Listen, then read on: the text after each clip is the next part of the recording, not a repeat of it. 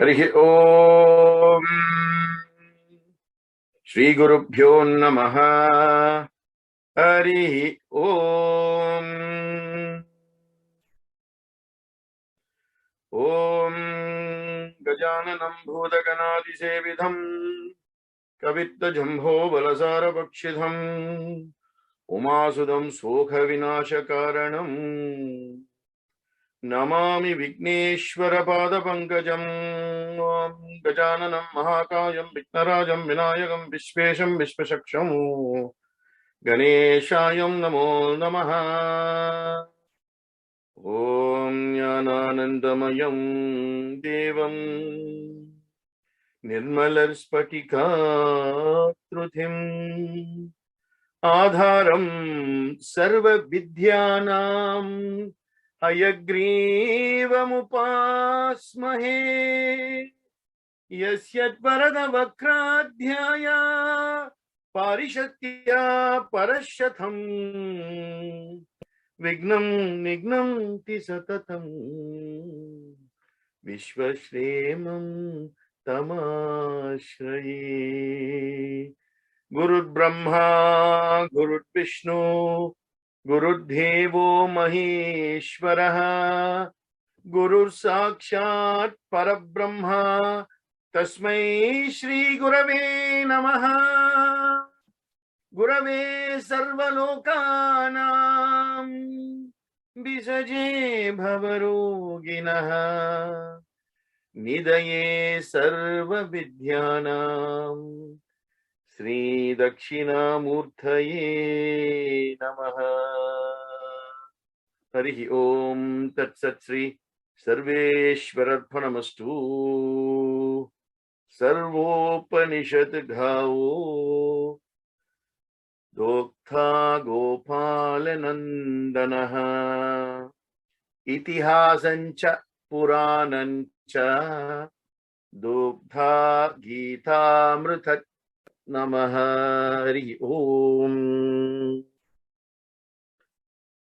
Om Namas Somaya cha Rudraya cha Namas Thamraya cha Arunaya cha Namas Sanghaya cha Pasupataye cha Namo Ugraya cha Bhimaya cha Namo Agre Vadaya cha Dure Vadaya cha Namo Hantre cha Niyase cha Namo Vrikshebhyo Harikeshebhyo Namas Tharaya Namas Sambhave Namo Mayobhave cha Namo Sankaraya cha Mayaskaraya cha Namas Shivaya cha Shivadaraya cha Om Namah Shivaya.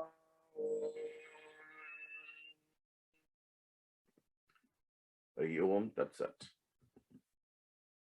Now we are looking at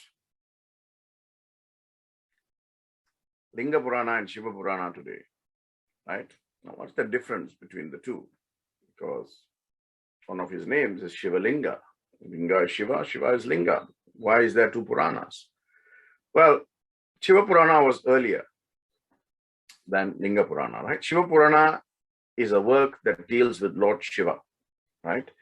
It was composed by Maharishi Vedavyasa's father, sage Parashara, Maharishi Parashara, right? So the father had done the work, and then Vyasa came and condensed it to a much shorter version, and he took some parts and he created something called Vayu Purana, because he was telling Vayu this story, and that became Vayu Purana when Vayu went into the Naimisharanya forest, and he was talking to sage Shaunaka and all those people, so it became Vayu Purana, right? Some parts of it, but the main condensed, retained part is all about Lord Shiva and worshipping Lord Shiva and so on and so forth.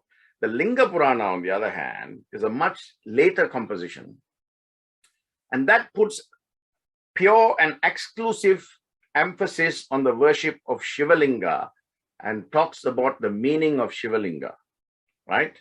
After today, if you're listening to me today, you should not have a single doubt about what the Shiva Linga represents, right? So, numerous stories related to the Shiva Linga, Linga Purana. Okay. Now, the first myth I want to dispel, right, is that contrary to common belief, contrary to established misconceptions in the world, right, the shape of the Shiva Linga has nothing whatsoever, nothing absolutely to do with human body parts, right? And anybody who wants to say different, please come and engage in a dialogue with me. And I will give you verses from different parts of the Puranas and Upanishads. And likewise, if you think it is just the body part that you're interested in, then you back up your arguments. Today, I'm going to tell you what it is. So listen up carefully. And next time anybody tells you, oh, the Shiva Linga is the shape of a human body part, you quote me, quoting the Vedas, quoting the Upanishads, quoting the Puranas. Otherwise, you direct them to me. My job is to dispel ignorance. Listen carefully, right? Where is the Shiva Linga found? It is found in the temple. So if you want to know the meaning of Shiva Linga, sit in front of the Shiva Linga in the temple. Not in front of your computer looking at Google or Wikipedia nonsense. Very important. Where you get your information determines the extent, accuracy, and depth of your own knowledge. I always said primary research, primary research, primary research. Right? Never fails you. Now, I have explained on many occasions, on several occasions, on the shape and symbolism of the Shiva Linga, especially during Shivaratri or, when I'm doing Abhisheka on Shiva Linga or anything like that, right? So I'm going to do it again today for the benefit of all those of you who tuned in, right? So if you want to look at the Shiva Linga, the meaning, you sit in front of the Shiva Linga and meditate on the form, right? One of the main books of worship that comes out of Shiva Purana is something called Bodhyana Sutra Mahanyasa. It is specifically catered to the worship of Lord Shiva. And it talks about this shape, right? For example, there is a verse there that says, Deho Devalaya Proktaha, Jiva Shiva Sanatanaha, Tejate Ajnana Nirmalyam, Soham Bhavena Bodhaye. Let me repeat. Deho Devalaya Proktaha, the body is the temple of the God. Okay. Jiva Shiva Sanatanaha, that means you are Jivatma and Shiva is the Paramatma. You and he are one. There's no difference, right? Tejate Ajnana Nirmalyam, if you want to dispel your own level of ignorance, right? Ajnana, absence of wisdom. If you want to dispel, take it away, extract it out, then Soham Bhavena Bhojaye, sit in front of the Shiva Linga and say, Soham, that thou art, that I am. Aham Brahmasmi, Tattvam Asi, Prajnanam Brahma. You just have to say that. Then you'll know what the meaning is. So basically, the body is the temple of God, right? Lord Shiva is life within us, and we are life within Lord Shiva, right? Removing your ignorance and coming to understanding that I am, Soham, is all that you should be worshipping at the end of the day, right? If you think, very simply, right, the entire human body from your head to toe, right, represents the chakras and represents the basis of the foundation of the architecture of temples. That is the power of the body, right? So now, as I said to you earlier, if you have some paper to write, right, I would like you to draw the shape of a human person lying down. So the head here, the head here and the legs here, right? And then is lying horizontally. Head, body, legs, right? And then above that, just put the 7 chakras, from the top to the bottom. So your Mooladhara, your Swadhisthana, your Manipura, your Anahata, your Vishuddha, your Agnya, and Sahasrara, 7 chakras. And I told you where they are because I did one whole session on chakras. Now, above that, so 3 levels. First is the body, then is the chakra. Now, the 3rd level, right, is where I want you to write. You can't draw, but you can write the shape of the temple. So the head in direct proportionate elevation from the head, the Agnya chakra to the Sahasrara chakra is where the Moolasthana is, the Garbhagraha, the Sanctum Sanctorium, the main Rajagopuram, if you like, right? Or the Sanctum Sanctorium, Garbhagraha. And then the other chakras, your Vishuddha, Anahata, Manipura, and Swadhisthana. That is the temple, from the time you enter the temple and until you reach the Garbhagraha or the Mulasthanam. That comes there. And then you have the Dwajastambham, the flag where they hoist the flag. It's like a flag post. That is directly proportionate to your Mooladhara Chakra. Mooladhara Chakra. And your feet is the entrance of the temple, the Gopuram, the tall structure. That is your feet. That is the science behind the body. That is why they say when you go to the temple, you should not loiter around. You pray and then you sit in meditation because your entire body has to sync with the science behind the architecture of the temple and the energies that revolve. I told you why the Mulasthanam is always high and the level where the gods are placed inside the Mulasthanam, and when you're standing outside, it is directly proportional to your Mooladhara Chakra. And when you go around, that energy starts to revolve and work. This is science. Very nice to listen, but you don't get anything until you start to put it into practice. And I have said on numerous occasions, if you go to temple, do not talk to anybody. Only talk to your mind and tell your mind to talk to God. Otherwise, no point going. No absolute point in going. You might as well go and sit in a cafe somewhere and jam with your friends.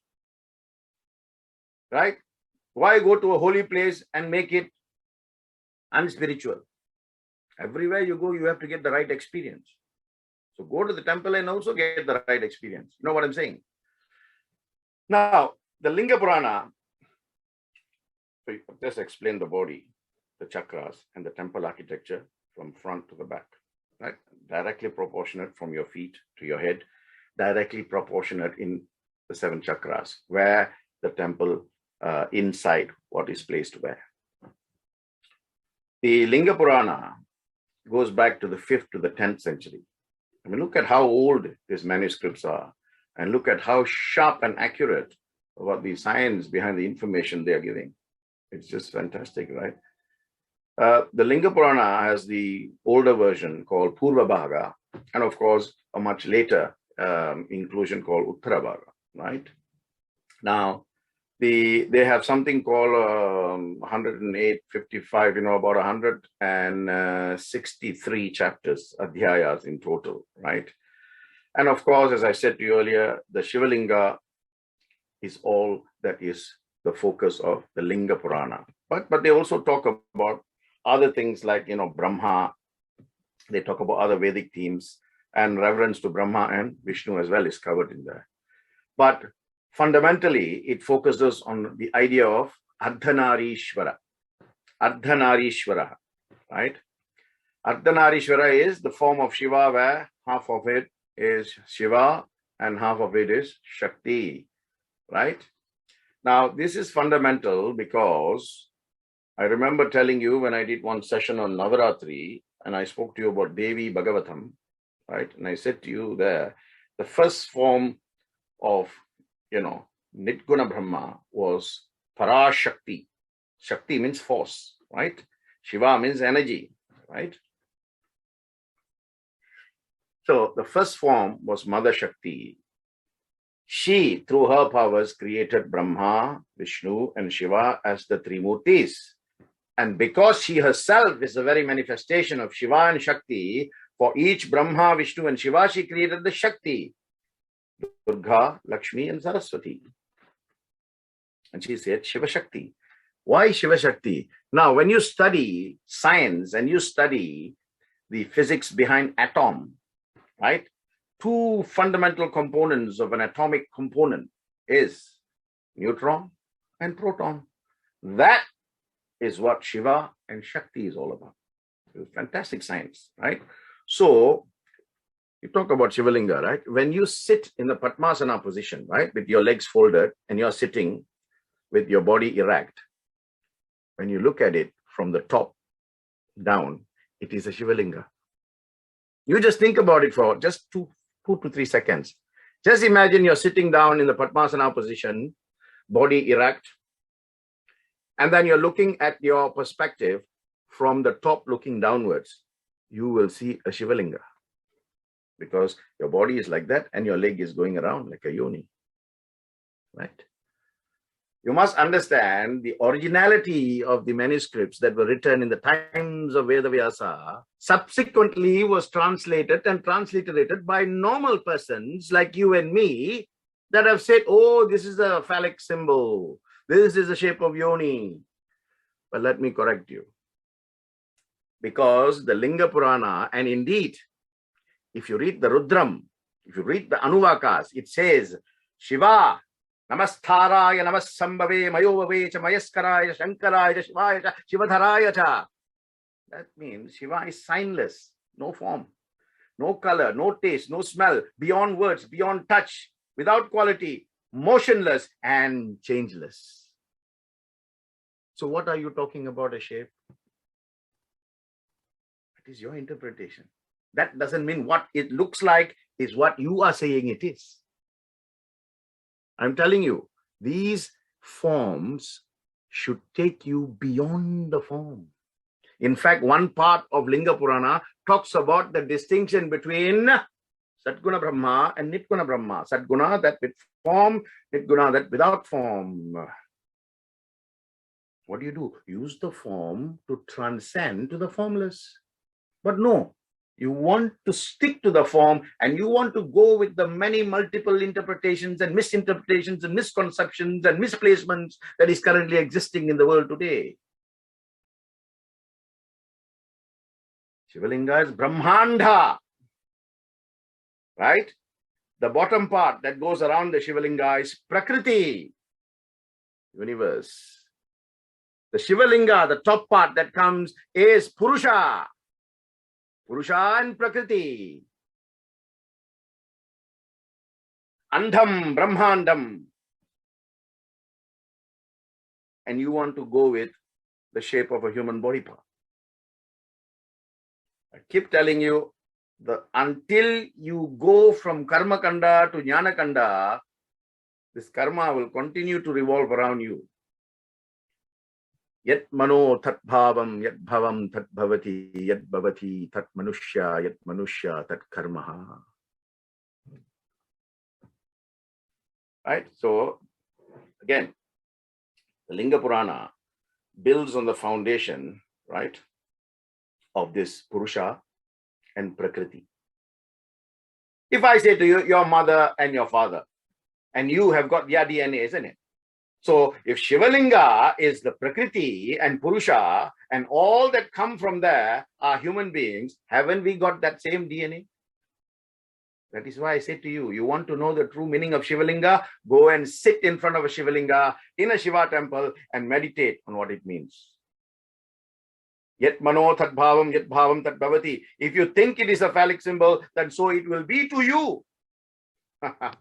If you think this is Brahmandam, oh my God, the entire universe is contained, the Purusha is himself contained within the Prakriti, the universe, then you will get that level of connectivity with the Supreme Consciousness.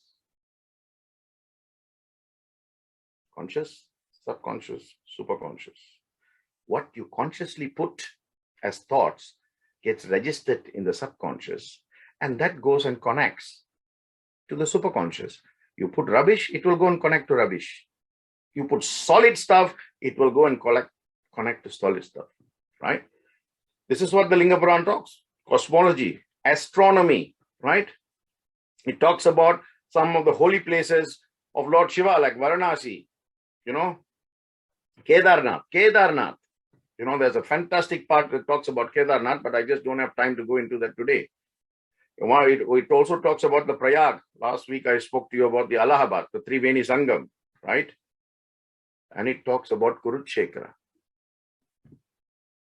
the battlefield of Kurukshetra, where the entire war of Mahabharata took place, right? So the Linga Purana is actually divided into 5 parts, right? The first part talks about the Andham, Brahmandam, the creation of the universe, the origin of the Linga. If you look at the Linga, it is the form of an egg, isn't it? Now, what does an egg do? You break an egg, what comes out? Life comes out, right? Chicks come out from the egg, right? Form of life. Okay, take it from that way then. The Shivalinga, like an egg, is life form. Yeah. Then the first part also talks about the yajna by Daksha and how Sati goes, without permission of Lord Shiva, and then, the entire destruction and creation, and the description of Surya Vamsa and Soma Vamsa, Chandra Vamsa, right? That happens in the Linga Purana in the first part. The second part talks about the greatness of Lord Vishnu, right? And it talks about some of his great followers. The third part talks about manifestation of Nandi, and it talks about Kali Yuga. In the 5th century, we are talking about Kali Yuga later, right? Or references to Kali Yuga. It talks about Shaptatirthas, the 7 holy rivers. It talks about Mandhara, Meru Mandhara. Yeah. And this is, I told you last week, when you do the Sankalpa, you will put Meru in there. Meroho, you will say that, the Meru. And it talks about some of the other important mountains. And then it talks about Surya Deva, Surya Deva. Chapter 4 talks about one of the great devotees of Shiva called Dhruva Bhakta. And chapter 5 also talks about another a great devotee of him called Upamanyu. And more importantly, it talks about the Leelas of Lord Shiva, the different types of Shivalinga. It talks about the different types of yoga, and it talks about Bhakti and Shraddha. Bhakti is devotion, Shraddha is faith, right? Now, so I'm going to talk to you about the symbol of the Shivalinga, because that is the focus of the Linga Purana, right? And then I'll tell you one story from the Linga Purana before I move to Shiva Purana, which is obviously the mega. You see, in Sanskrit, Linga means mark. Contrary to other interpretations, it means a mark or a symbol. A symbol is a representation. If you see a road sign with an arrow like that, that's a symbol, isn't it? It means veer right, turn right, go towards right, right? In the olden days, right? Now, of course, the modern signage, you'll have school, like, 2 children holding hands and crossing. So, or they can say SCHOOL, you see the sign, there's a school around. But in the early days, they didn't have that technology. All you will see is perhaps a wood or something. On that, they draw fire. Fire means light. Light means knowledge. Knowledge means school. So that is how people used to interpret this. Right? But that knowledge, that intelligence that was existing then has completely been diluted by modern comfort technologies. Right? So Linga means sign or symbol. Right? The symbol of Linga means Shivalinga. Okay.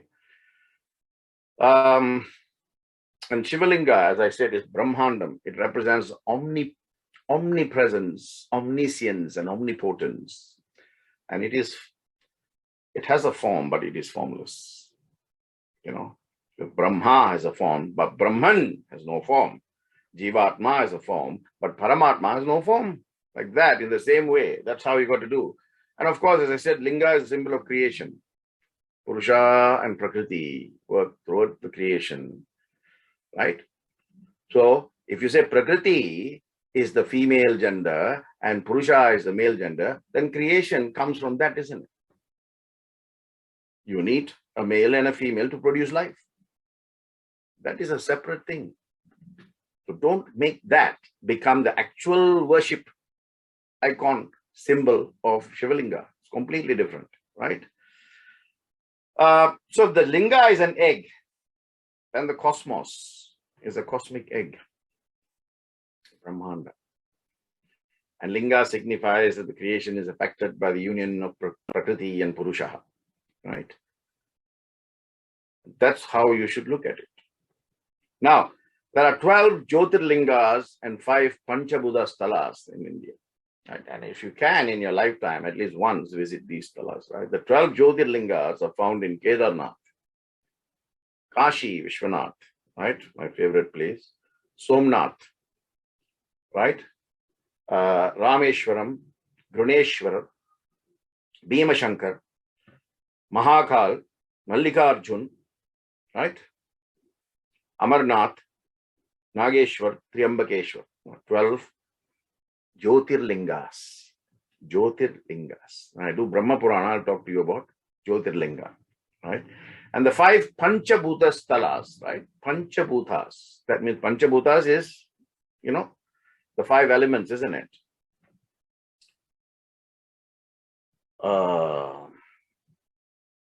Kala, right? Kailasha. And then Jambukeshwarar, Arunachaleshwar, Ekambareshwar, and Chidambaram. Now, this is where the science comes in. If you locate these temples on a map of India and you draw a line, it is one vertical straight line. Right?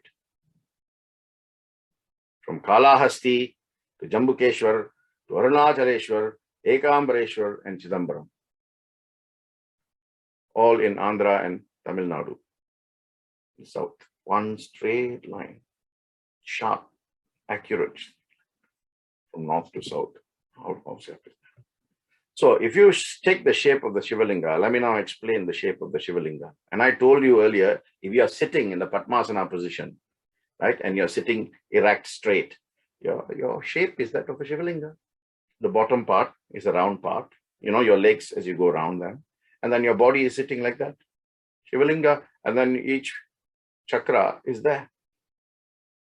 So how powerful if you, empower all your chakras, you become Shiva. Soham bhavena bhojayane. You have to say, I am you, you are me. But until that realization hits you and opens your Sahasrara, you will not merge with him. So the bottom part of the Shiva Linga represents Brahma, creation. Adimule Brahma Rupena, Madhyamule Vishnu Rupena, Andhamule Rudra Rupena. So the 3 parts of the Linga, the bottom part represents Brahma, the middle part represents Vishnu, and the top part represents Shiva. At the same time, the bottom part represents bliss or Ananda. The middle part represents divine consciousness or something called Chaitanya. And the top part, Andamule, Anda means at the end, right? It represents peace or Shanti at the end of the day. What are you looking for? Shanti. Right? And the entire shape represents divine energy or Shakti. So the Shiva actually represents Shakti, hence Shiva Shakti. Now, where is there in this whole explanation the reference to a human body part? Please move away from this ignorance. Right? If you want to believe something, believe what you have found out yourself from the basis of your own primary research. Don't listen to what others are saying or what websites are saying. How do you know where they've gone and got their information from? You don't know. So how can you substantiate your stand? You cannot proffer, nor can you propose when you have not done the research to substantiate what you're saying. Right? Think about it. Okay. Now, the story of Andaka. Remember, I spoke to you about the 2 bodyguards outside Vaikuntha called Jaya and Vijaya. Right? Every Vishnu temple you go, there'll be 2 like Garuda-shaped, bodyguards or bouncers standing right at the entrance. They're called Jaya and Vijaya. Remember, I said because they did not let Brahma's son, Sanat Kumaras inside, they got a curse that they will be killed by Vishnu, the very person they are protecting. So they were given a rebirth as Hiranyaksha and Hiranyakashipu. And I told you how Hiranyaksha was killed by Vishnu. Right? Now, Hiranyaksha had a son called Andaka. Andaka knew his father was killed by Vishnu and he wanted to take revenge. So, you see, the thought began with revenge. Anything that starts with negative will end in negative. Anything that starts with positive inside will end in positive. Choice is yours. Right? Now, Andaka began his tapasya to Brahma. He went very deep into his tapasya, and finally Brahma, pleased by his continuous and unbroken chain of devotion, appears before him and says, "What do you want? Ask." And then Andaka says, "I should not be killed, right, by any body, and I should be very, very powerful. Any human person, whether it's you, Brahma, Vishnu, Shiva, right? I cannot be killed by any human person. Whether it is one form or whether they come as mixed and all that." See, very clever, this Andaka fellow, right? So he knows Vishnu and Shiva can mix and become something, and he said, all forms of humans, right? Whether it's mixed, individual, double, multiple, no one can kill. So Brahma said, "Tathasthu," and that's it. What will happen when you become ever so powerful, right? Now, he began to terrorize the Brahma Loka, then the Vaikuntha, and then he went to the Shiva Loka. And Shiva was actually in Mount Mandara, Mandara Giridhara, right? Now, he was there, and everybody ran to him and said, "Help, help, help, help, help." Vishnu and Brahma also said, Brahma always grants that boon, and then he either goes to Vishnu to help or Shiva to help, right? And sometimes Vishnu grants and then they go to Shiva, right? So Shiva is the problem solver, if you like, right? And as I said, when I do Brahma Purana, I'll talk to you about the problem between Brahma and Vishnu and how Shiva became the arbitrator between these two, right? And how he solved the problem. That's where Jyotir Linga concept came about. Anyway, and that's also the Purana behind why Brahma doesn't have a temple of worship dedicated to him. So watch out for Brahma Purana in a couple of weeks. So Andaka began to terrorize the three worlds, Bhuloka, Bhuvaloka, and Suvaloka. All the Devas, Indraloka, all came to Lord Shiva. And Shiva said, "Okay, I will go and face him." When he went, he was hoping to see only Andaka, but Andaka had a huge army of Rakshasas. And Shiva knew that he had a boon, that he could not be killed by Brahma, Vishnu, or Shiva, or any, combination therein. So what Shiva did, he took a strand of his, his Jatadhara. So he took a strand of his hair and threw, and that became Kala Bhairava. Kala Bhairava's essence is in the Jatam, right? So he's technically not a human person. It takes the shape of a human person to carry out the Lord's instruction. So he fought and he killed everybody except Andaka, right? Then Shiva used his Trishulam, right? So who is killing him is not Shiva, but the Trishul. He throws the Trishul. The Trishul pierces Andaka, and then it stands erect and it grows. It grows.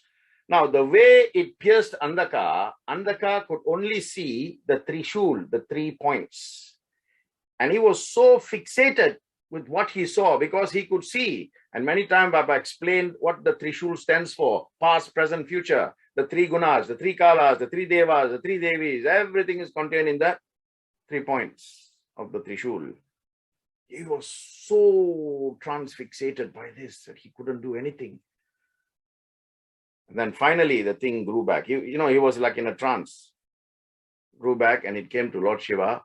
And Shiva said, "You want to ask me something?" He said, "I want to be your bhakta and stay close to you because I have realized my ways."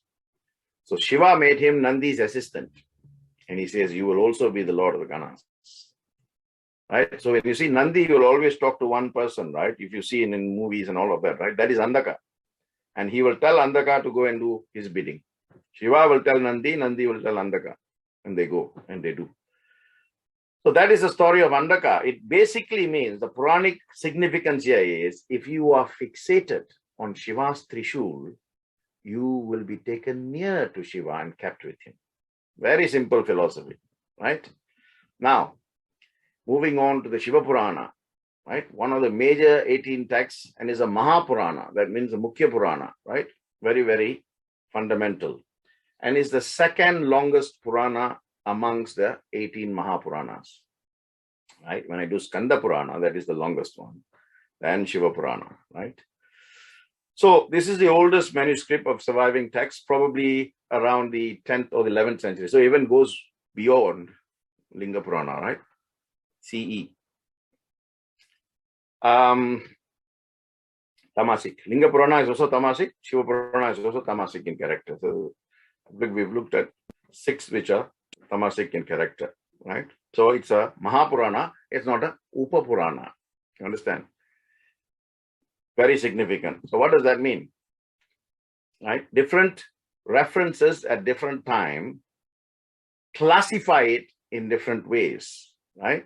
Because Shiva is Paramatma and Manushya, the human beings are Jivatmas.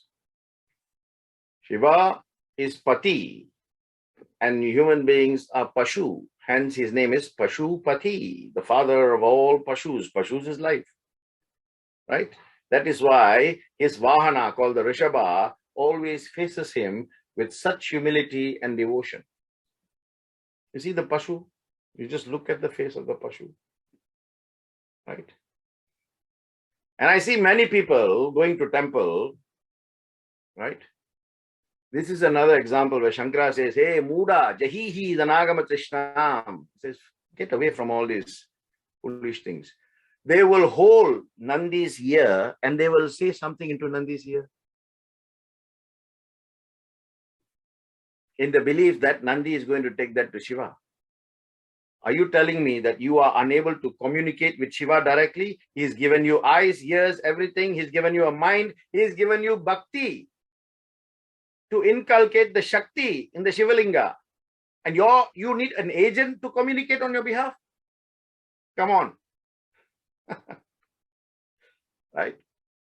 Move away. These are all, they have no significance. Somebody has told you some story and you are still doing it. Communicate directly. Sit in front of the Shiva Linga and meditate on the Shiva Linga and talk to him directly. You will be able to communicate once you break the boundaries of ignorance. 100%. Then you will know, my God, how foolish I have been for the last 45 years. Talking to this stone called Nandi. Stuck in Karma Kanda, rebirth is assured. Move away from Karma Kanda to Jnana Kanda, you have the power to curtail, curb and cut your Punarjanmaha, rebirth. So, like a pathologist diagnoses correctly. And then as per the diagnosis, he gives the treatment through medicine and other kinds of things. Likewise, Shiva is the physician of the world. And those who know and relate to him, relate by those principles. He is the Paramatman. He is the Atman of all. He is forever endowed with qualities which have got no real characteristics. Therefore, there is no one greater than Lord Shiva. So that should be the belief, right? Like I said, it is one of the oldest manuscripts and the second longest manuscript. It has 457 adhyayas, chapters, right? And it's got like, it's got seven chapters, big chapters, right? For example, you've got the Vickneswaren Samhita with 25 chapters. Then you got the Rudra Samhita, which has got 5 parts. For example, the Rudra Samhita has got Srishti Khanda, it's got Shati Khanda, it's got Parvati Khanda, it got Kumara Khanda and Yuddha Khanda. So between that, they have more than 200 chapters there. Then the 3rd chapter is called Satharudra Samhita. That has got about 42 chapters. Satharudra, Koti Rudra Samhita. That has got about 43 chapters. And then you have the Uma Samhita, about 51 chapters. Then you have the Kailasa Samhita, the 6th book with 23 chapters. And then you have the Vayubhya Samhita, the 7th chapter, which is broken into the Purva Bhaga, 35, and the Uttara Bhaga, 41. So if you add all these chapters, you'll find 457 chapters or adhyayas. That is what Shiva Purana is talking to us about.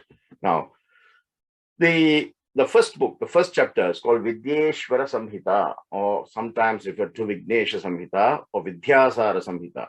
Right? It talks about how to worship Lord Shiva. How to worship Lord Shiva, right?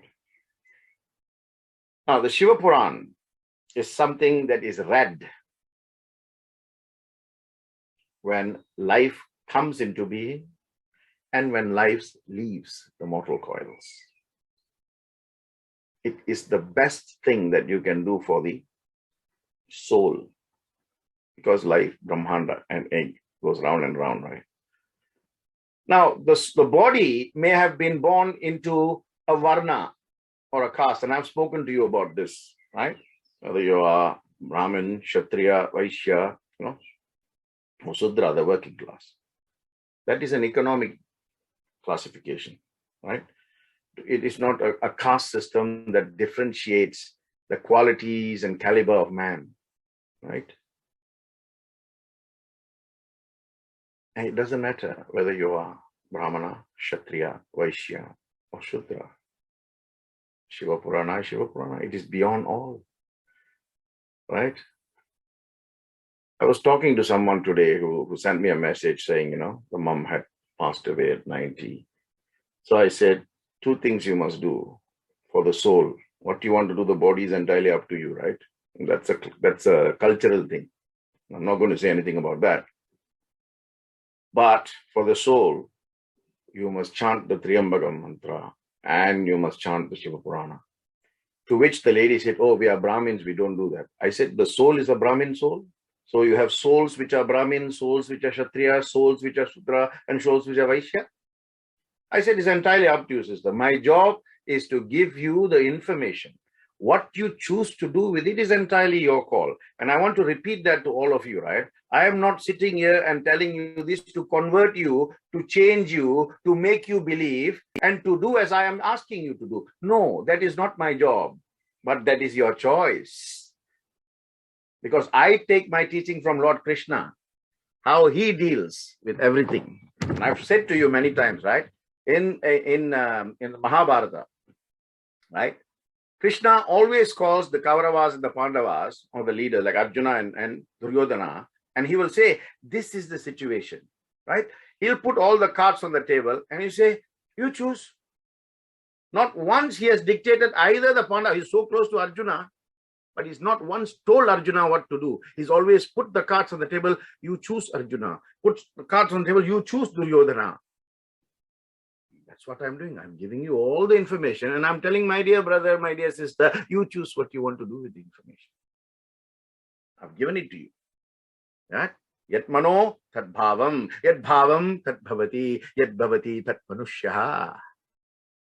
If you don't use this life to transcend from the level of manusha to purusha, then karma kanda will come and say, punarapi jananam, punarapi maranam, punarapi janani jathare shayanam, iha samsare bahutustare, kripaya pare, pahi murare. Again you're saying, kripa, give me. He's given you a knife, but why do you keep revolving in the same cyclic circle? Again, the Shiva Purana in one part called Jnana Samhita talks about Nitguna and Sadguna. It says Sadguna is the form that will take you to Nitguna, the formless. But if you're stuck on the form, how can you transcend to the formless? So says Shiva Purana, right? He says love is what you should have in the beginning that should transform you to a bhakta. Because from love only bhakti can come. From bhakti only Shakti will come. From Shakti Jnana will come. From Jnana Moksha will come.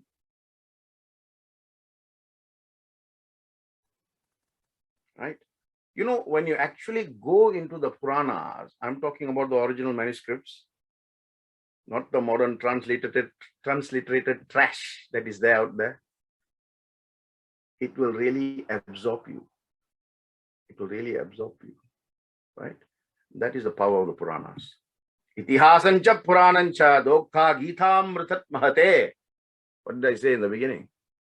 Ithihasas, Puranas, and Upanishads. They are the Gitas of the modern times. Right?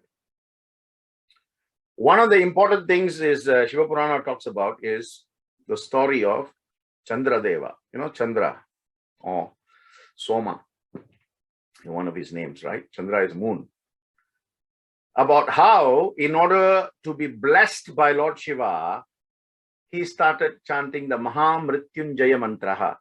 Triambakam yajamahe sugandhim pushtivardhanam ruvarugamiva bandhanat mrityor mukshiyamamradaat om hrim namah shivaya shivaya namo namaha. Now, Chandra, Lord of the Moon, Somadeva, chanted this 6 crore times, right?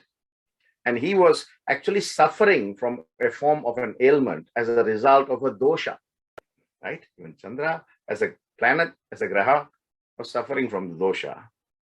Because remember, everybody is subject to the Navagrahas, right? So Rahu will have an effect, Ketu will have an effect, Shani will have an effect, Buddhan will have an effect, Mangala will have an effect, like that. He was affected by one of the doshas and he was chanting the Mahamrityunjaya to be cured for it. And as a result of his continuous chanting with bhakti and dedication, Lord Shiva said, okay, let this be cured. I will remove, I will destroy, I will annihilate this ailment. I give you full cure. This is why the temple, this is a famous temple in Gujarat called Somnath, right?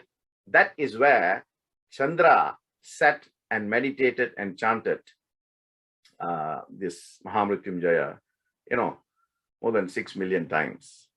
And that is where the temple became famous. And the temple got its name as Somnath, right? So it also talks about Kala Brahman, right?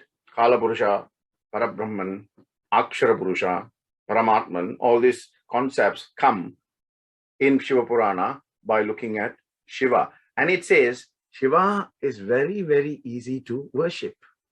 You don't need great mantras, People sometimes call me and ask me, sir, can you teach me Rudram, Namakam, Chamakam, all that? I said, listen, you want to worship Shiva? Let me give you a simple mantra, which is more powerful than Rudram, Namakam, Chamakam, right? What is a mantra? Om Namah Shivaya. Om is the cyclical continuous chain. Inside you have Namah Shivaya. This is called Panchakshara. Panchakshara. Namah Shivaya. Na is your feet, right? Ma is your pelvic, your abdomen. Nama Shi is your chest. Va is your face, and Ya is your head, and Om completely protects you. Om Namah Shivaya. Om Namah Shivaya. What can be more simple? Right? No need to learn Rudram. No need to chant Namakam, Chamakam. If you cannot chant Om Namah Shivaya 100,000 times, you want to learn the difficult Namakam and Chamakam, and most people say it wrong, pronounce it wrong, intonate it wrong. So how?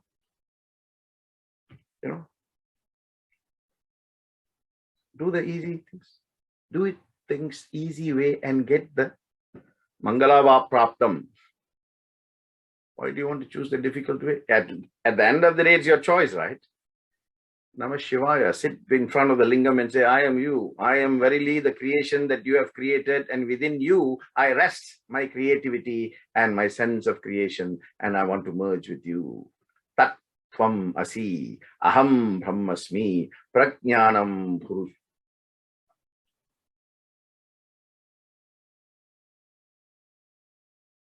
And it says to worship Shiva is very. Shiva Purana says, if you want to worship Shiva, just pour water and milk on the Shiva Linga. Because Shiva is known as the Abhisheka Priya. He is very taken by absolution, the process of absolution, Abhisheka, right? And Vishnu is Alankara Priya. He likes all the grandeur, right? The pomposity, right? He is at that level. Shiva is completely at your disposal. Worship me, one bilva. The bilva ashtakam. I have explained to you what the bilva ashtakam. Trijanma Papa Samharam, Eka Bilvam Shivatpanam. Trijanma Papa Samharam, Eka Bilva Samarpanam. One bilva leaf has got 3. Brahma, Vishnu, Shiva, Durga, Lakshmi, Saraswati. 3 gunas, 3 kalas, Everything is there. One, Eka Bilvam Shivarpanam, 3 Janma Papa Samar, sins of 3 lifetimes are eradicated. These are all given to you. Shiva wants you to dispel everything and become a yogi. That is why it's called Yogishvaraha. He's Adi Yogi. But we continue to take on more layers. In the end, when we go, there's all these layers there. Doesn't matter. They'll give you a rebirth, Punarjanmaha. This time go discard everything and come as I have sent you, empty. So you take more luggage and go, right? It's like the airlines, when you travel, they say 20 kgs. People will go 23, 24 and try and squeeze it in. If they cannot, they say, okay, I'll pay the extra. Why? So when should you be reading the Shiva Purana? I told you, right? It is usually read when life is born, Shiva Purana, right? And when life leaves, Shiva Purana. Doesn't matter whether you fall into, this class or that class or that class. That is foolish thinking. Huh? Shiva Purana is above class. So why do you want to bring and attach it to a class? I told you last week when I did one of the Puranas, I said to you, it doesn't matter which class you are born into. It is how you use all this information and transcend and merge with Him. When you go in front of the Lord that created you, He doesn't look at you as, yes, you're the Brahmana boy, isn't it? You're the Kshatriya fellow. You're the businessman, Vaishya. And yes, you are the laborer. No. He looks at you as Jivatma Manushyaha. Are you fit to attain me join me from Manusha to Purusha? So why do you attach all these layers and characteristics even after your death? That's kind of foolish, isn't it? Because I told you, separate the body and the soul. It's fine you attach clothes, pomposity, beauty, vanity, everything to the body, but you cannot do that to the soul because the soul is clueless. Monday is the best day if you want to read it, right? Because Monday is called Somavar. Monday, Tuesday, Wednesday, Thursday, Friday, Saturday, Sunday, right? Somavar, Mangalavar, Budhavar, Guruvar, Shukravar, Friday, Shanivar, and Ravivar, tomorrow, Sunday, right? It seems Chandra prayed to Lord Shiva only on Mondays, and he went to Somnath temple where the temple is now. He went to that area and he recited that Monday. So Mondays, it's Lord Shiva's day, Mondays. It's called Somvar. And you pray to Lord Shiva, you can chant it if you want, right? But the qualifying trigger there is you should purify the body and the mind before you read the Shiva Purana. So again, it goes back to the mind, right? Yat mano tat bhavam, yat bhavam tat bhavati, yat bhavati tat manushyaha. Purify the mind. Everything goes back to the mind. That is the most powerful thing, right? And you need to do the sankalpa, undertaking. I am reading this, as the result of which I know you will grant me X, Y, and Z. But remember, be careful what you ask for, because you might just get it. And if you do not know how to handle it, it will destroy you, right? So you must say in the sankalpa why you are chanting it. Just when you're making a presentation to a board of director or to your company or whatever, you must say the purpose of this presentation is, right, to address the board's concerns about, the shareholders, whatever, Likewise, the sankalpa is saying the reason I want to recite, this 108 times, the reason I want to recite the Gayatri mantra, 1,000 times, Sahasra Japa, right, 1,000 times, is because I want you to give me, this or that or the other. So that's why I say be careful what you ask for, right? Now, the Shiva Purana also talks about the 12 books I've told you, the Vidyeshwara, the Rudra, the Vika, Uma, Matri, all that 12 Samhitas is very, very important, right? And each one of them have got different types of focus and different number of verses. So if you take the first book of the Shiva Purana, which is the Vidyeshwara Samhita, that's got 10,000 verses over 45 chapters. Then you take the Rudra Samhita, that's got about 8,000. Like that, every particular chapter talks about an aspect of Lord Shiva, and it's got X number of verses, right? And then, of course, one part of it will say more is available on this aspect in Linga Purana. So they cross-refer, right? Now, if you look very carefully at the stories behind the Shiva Purana, you will see science appearing, right? You will see the theory of relativity. You will see quantum mechanics, and you will see the entire world of modern physics beautifully expressed through the multiple verses of the Shiva Purana and through the stories. Some say it's mythology, but the point is the story has a moral to convey to you. If you get the moral of the story, whether it is a myth or not is immaterial, because you've got the lesson. The lesson is important, right? Not whether it's a grandmother's tale or a grandfather's tale. The lesson for you, once you get that, the source of the story is immaterial, right? You see, there is a dialectical culture right here, right? Science in the early days was expressed through fables and stories and, personifications of sorts. But somewhere along the way, right, people dropped the science out of it and just carried on with the stories. And the stories became exaggerated and multiplied and modulated from generation to a generation, now to a point of absolute ridiculousness. If you go back in history, you will see the science. If you look at it from a modern perspective, there is no more science. Right? And if you put the science back into the Puranas, the modern, representations, the modern books, the modern materials that are out there, if you put the science back, then it becomes a tool with which everybody can work with. Otherwise, it remains as a myth, that's all, So you see, the Shiva Purana is the highest science of elevating human knowledge, human nature to the very peak of consciousness. Very peak of consciousness. And that is what is expressed to you in beautiful stories. There's one part in the Shiva Purana that says, what is it about you that connects you to Lord Shiva? And there's a film, the Tamil film long ago, in which this song comes, and it's a beggar. He is just sitting under a tree, right? And he's thinking about Lord Shiva. And a big rishi is passing by and he says, what are you doing, oh fool? Go and do some work and earn a living. And my thoughts are all on Shiva, right?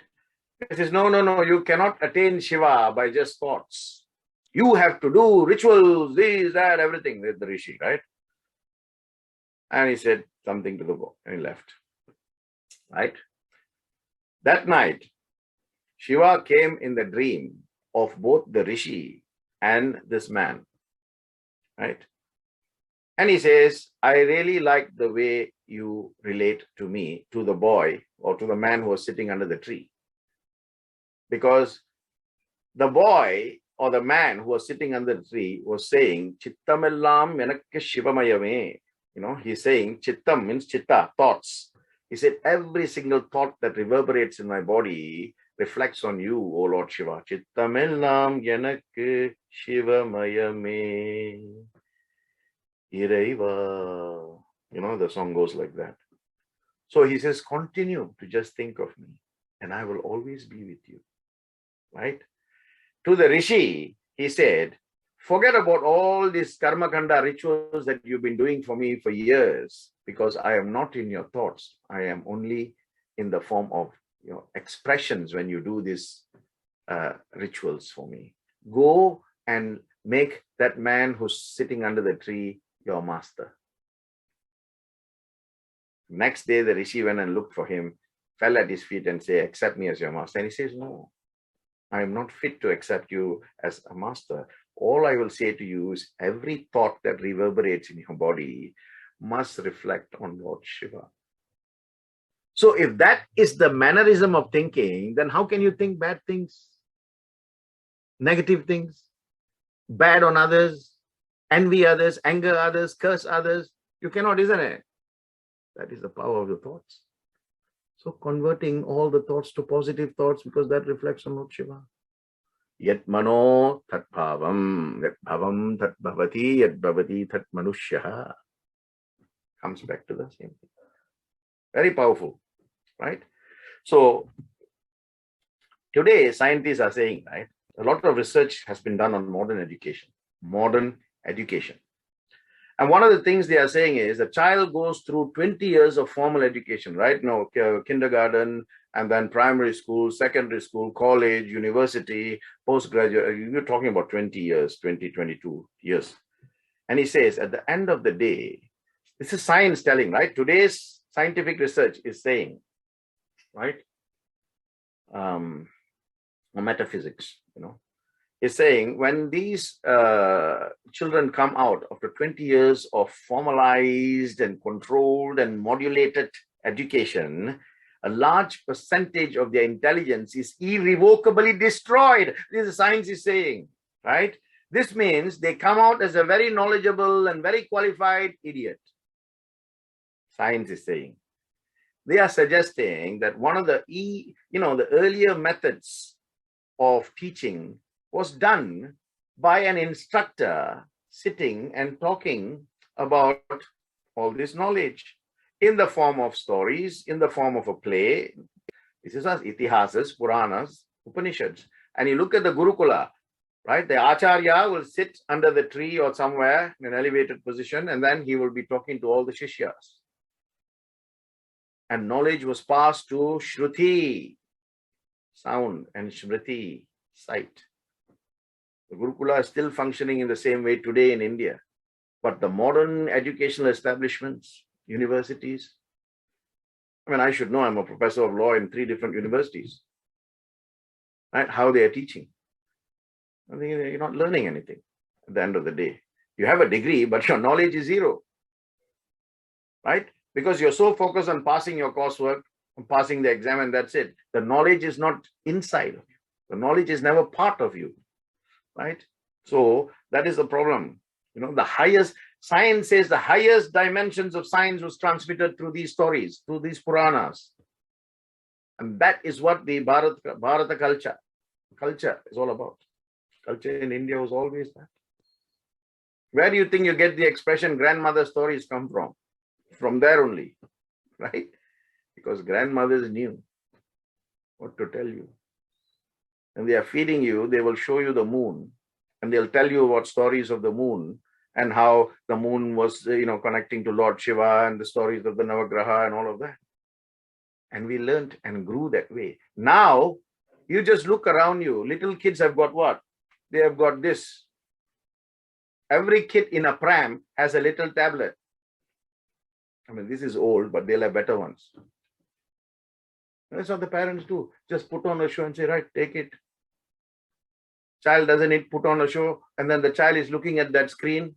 All that energy is coming out of the screen. The child is absorbing, and the food you're giving, no matter how sattvic the food is, it becomes asattvic. Because the energy, the pancha, is what is all about. You understand? So these are all lessons that, the Puranas are telling us. But I want to come and finish with the most important part of the Shiva Purana, which identifies Shiva as the 5 energies. It's called the concept of Shiva as Panchanana. Panchanana, if you go and look at Shiva worship, they will always say, Ishanaya Namaha, Tatpurushaya Namaha, Agorhaya Namaha, Vamadevaya Namaha, Satyojhathaya Namaha. This is the Panchananas. So the name, Ishana, the form is the soul. The organ or section is the ears. See, each 5 will relate to the 5 forms. The 5 names will relate to 5 organs of action, right? Karma Indriyas. They will relate to the 5 organs of knowledge, the Jnana Indriyas. They will relate to the subtle elements, and they will relate to the gross elements. For example, Ishanana, soul is the form. Ears is the organ of action. Speech is the organ of knowledge, right? The subtle element is sound, and of course the gross element is Atha, Panchabhuta. If you take Tatpurusha, the form is nature. right? The organ of action is the skin. The organ of knowledge is the hand. The subtle element is touch. The gross element is wind. Panchanana. Ishana, Tatpurusha, Aghora. Aghora, the form is intellect. The organ of action is eyes. The organ of knowledge is feet. The subtle elements is form, and the gross element is fire, Agni. Ishana, Tatpurusha, Aghora. Vamadeva. Vamadeva is ego. The form is ego. Organ of action is the tongue. See, tongue and ego, the connection there. Fantastic science, I tell you, right? And the organ of action is the tongue. The organ of knowledge is, where your rectum, if you like. And then the subtle elements is taste, and the gross element is water, jala, right? And finally, satyojata, mind, is the form. The organ of action is the nose. The organ of speech is, your generative organs. The subtle elements is smell, and the gross element is earth. How fantastically scientifically connected is each form of the Panchanana with the form that it takes as life, the Karma Indriyas, organs of creation, organs of action, the Jnana Indriyas, organs of knowledge, right? The Pancha Bhutas, earth, wind, fire, water, and ether, space. And of course, the subtle elements of sound, touch, form, taste, and smell. That is the power of the Shiva Puranas. Next week, I'll be talking to you about Skanda Purana and Agni Purana. Until then, Anyada Ashram.